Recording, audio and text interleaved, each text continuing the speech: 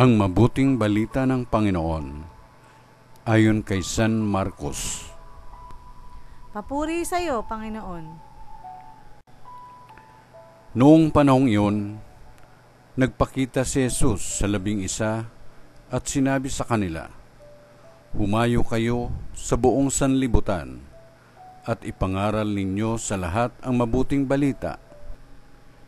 Ang sumasampalataya at mabinyagan ay maliligtas, ngunit ang hindi sumampalataya ay parurusahan.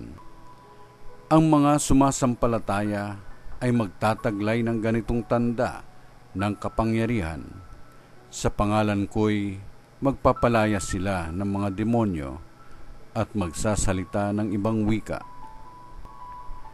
Sila'y hindi dumampot man ng ahas o uminom ng lason, at gagaling ang mga may sakit na mapatungan ng kanilang kamay.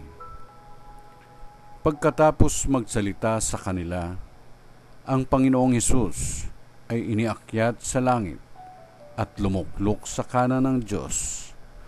Humayo nga ang mga alagad at nangaral sa lahat ng dako.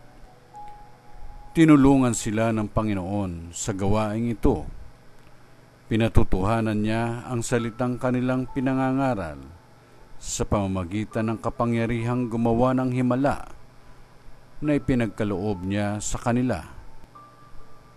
Ang mabuting balita ng Panginoon. Pinupuri ka namin, Panginoong Jesucristo.